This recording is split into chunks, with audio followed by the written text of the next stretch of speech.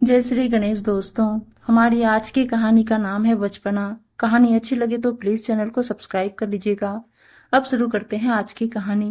बहू रानी, ये जो तुमने बालों को उठाकर सिर पर जुड़े जैसा, कहना तो चाहा था घोंसले जैसा, बांध लिया है ना, ये कुछ अच्छा नहीं लग रहा है मुझे। आज ये सारे नेकचार पूरे हुए हैं, कोई आएगा तो क्या कहेगा। सोनल, मालती जी की बहू, कि आज ही नदी पूजन, देवी पूजन और चौके की रस्म पूरी हुई है। मालती जी ने सुबह से ही बहू को सुंदर सी साड़ी, जेवर, भर भर हाथ चूड़ी पहनाकर तैयार कर दिया था। हालांकि उन्होंने सभी खाना स्वयं तैयार कर दिया था। बहू से बस नेक के लिए हलवा सबको परोसने को कह दिया था। मगर दिन भर की थकान तो हो ही जाती है। बहुत काम ना भी हो तो भारी भरकम कपड़ों को संभालना कोई छोटा काम होता है। इसलिए मालती जी ने कह दिया कि जाओ, अब कुछ हल्का फुल्का पहन लो। जो रिश्तेदार लोकल थे वो अपने अपने घर जा चुके थे। मालती जी अपनी ननद के साथ बाहर बरामदे में बैठी थी कि बुआ जी भीतर गई और सोनल को सूट पहने, जेवर भी बिल्कुल कम, चूड़ियां भी एक दो ही, और इन सबसे ऊपर सारे बालों को ऊपर उठाकर ये क्लच कर रखा है। ये भी कोई बात हुई। अभी सुबह बहू का रूप था, अब बिल्कुल ऐसे जिस पर पड़ोसन की दोनों बेटियां, जो सोनल के आगे पीछे भाभी भाभी कहते घूमती नहीं थक रही है, और जिन्हें अपने घर जाने की कोई जल्दी ही नहीं है, उनके साथ इतनी जोर जोर से खिलखिलाकर ना जाने किस बात पर हंस रही है। अब कोई ऐसे में घर आ जाए तो क्या कहेगा। और लो आ ही गया टेंट वाला, अपने रजाई गद्दे जो ऊपर वाली मंजिल में रखे हैं उठाने आ ही गया। भीतर आकर पहले तो बहू को इस रूप में देखकर चौंक गया। फिर सोनल ने ही कहा, बुआ जी आप बैठिए, थक गई होंगी, मैं ऊपर जाकर मिलान करके लौटा देती हूँ। क्या करें, परिवार छोटा है। अमन और पापा जी बाहर का काम समेटने में लगे हैं। सब ऊपर से खिलखिलाते हुए नीचे उतर रहे हैं। टेंट वाला अपना सामान समेटकर गाड़ी में रखवा रहा है। आंटी जी, बहू बहुत बढ़िया स्वभाव की मिली है, बहुत हंसमुख। सुबह तक नई बहू बनकर बैठी थी, अब कैसा भाग भाग कर सारी जिम्मेदारियां समझ रही है। बुआ जी, मालती जी ने एक दूसरे को ऐसे देखा मानो कहना चाह रही हो, क्या यह ठीक है। बुआ जी और बड़ी दीदी अमीता, मालती जी की बेटी, कुछ दिनों के लिए रुक गए। घर का माहौल बहुत शांत सा बोझिल रहता है। बुआ जी बोलती ज्यादा हैं और अमीता दीदी बिल्कुल कम। ये तो सोनल के समझ में आ रहा था। बुआ जी बहुत बार कड़क तरीके से सोनल को समझा भी चुकी। घर की बहू हो, कम बोलो, सबसे इतनी जल्दी घुलो मिलो नहीं।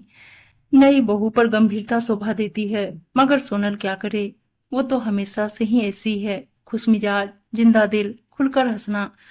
अब नई बहू की तरह धीरे से मुस्कुराना, वो भी इंची टेप से नापकर हल्के हल्के हंसना, हो सके तो मुंह पर हाथ रखकर, खुलकर खीखी करके नहीं, पूरी बत्ती सी दिखाकर तो बिल्कुल भी नहीं।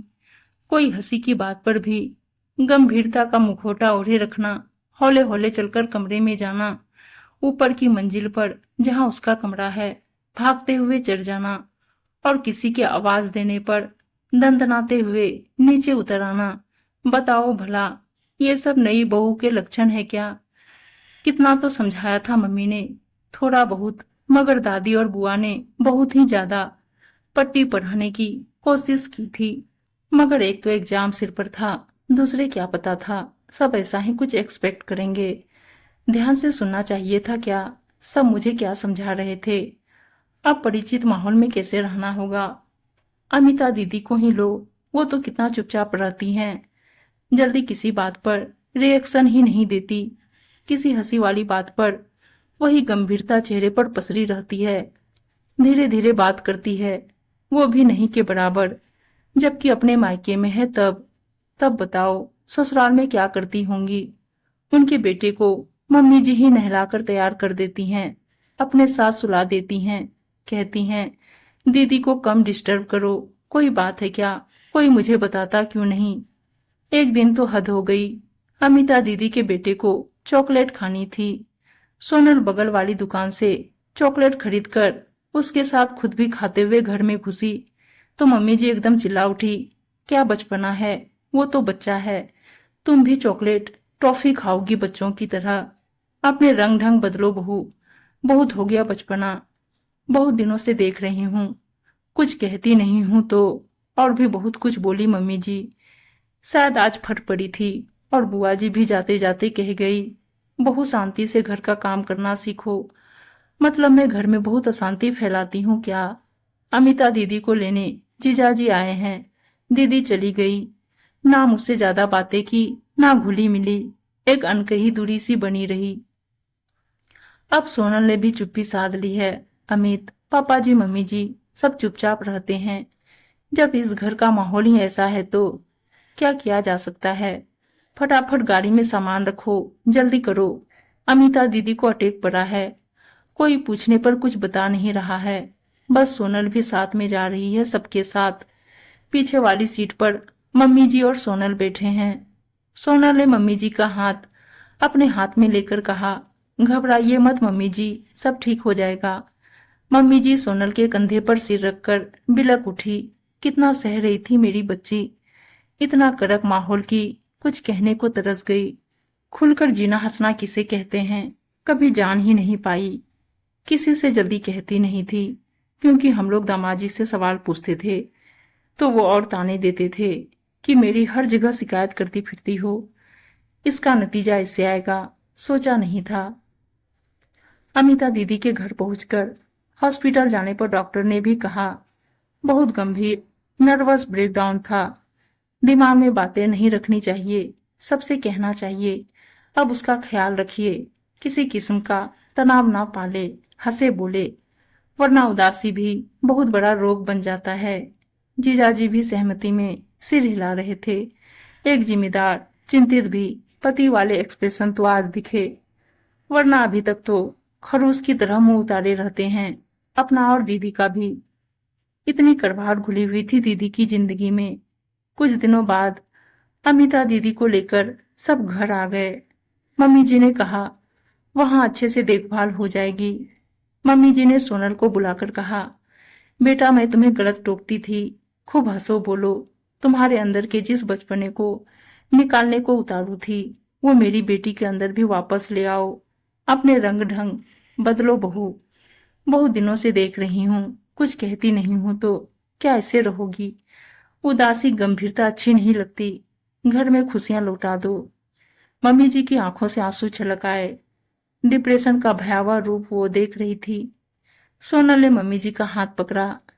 दीदी का हाल देखकर उसकी आंखों में भी आंसू थे। मगर मम्मी जी ने बोला है, अब रोना मना है। सोनल भरसक दीदी को खुश रखने की कोशिश कर रही है। जो गलत लगता है उसे सहने के बजाय कहने से मन हल्का हो जाता है। सहने से गांठ पड़ जाती है, मन और दिमाग दोनों में। ये दीदी से भी बोला और जीजाजी से भी। बातों की करवाहट मन में बसाए रखने से अच्छा है उसे कह सुनकर, हंस बोलकर दिमाग से निकाल दिया जाए। किसी से बातें करने से ही बहुत सी बातों, समस्याओं का हल भी निकलता है। और क्या। आंगन में पानी भर गया है। बहुत देर से बारिश हो रही है। दोपहर में जरा नींद क्या लग गई, सारे कपड़े भीग रहे हैं। मम्मी सोनल भागकर बाहर आए। धीरे धीरे अमिता दीदी भी बाहर आई। आओ, सोनल खुशी से बोली और अमिता दीदी का हाथ पकड़कर झट से पानी में कूदी छपाक। मम्मी जी कहने वाली थी, जल्दी कपड़े समेटो पहले, मगर सोनल के साथ बच्चों की तरह खिलखिलाती अमिता की आवाज सुनकर वहीं रुक गई। कपड़े भीगे तो भीग जाने दो। जो खुशियों की तरंग उठ रही है उसे रोकना नहीं है। सच कब से गुमसुम थी, आज बेलोस हंस रही है। मम्मी जी बाहर आई तो अब तीनों हाथ पकड़कर पानी में भीग रहे थे। आंगन में खिलखिलाहट बारिश की तेज आवाज को भी मात कर रही थी। इन छोटे छोटे पलों को जीना ही जिंदगी है। खुशियां किन्हीं बड़े पैकेज में इंपोर्ट नहीं की जाती। अपनी बात कहो, वो छोटी हो या बड़ी, उन पर बात करो। चाहे तो बहस करो, मगर हल निकालने की कोशिश करो। मन में रखकर भारी बोझ मत बनाओ। बेटी हो या बहू, माँ हो या सासू माँ, सबके साथ मिलकर हंसते हुए जीवन जियो। हमेशा गंभीरता नहीं, बल्कि थोड़े से बचपन को अपने अंदर छुपाकर कहीं जिंदा रखो। उम्मीद है दोस्तों कहानी अच्छी लगी होगी, और अच्छी अच्छी कहानियां सुनने के लिए चैनल को सब्सक्राइब और वीडियो को लाइक शेयर जरूर कर दीजिएगा। धन्यवाद दोस्तों।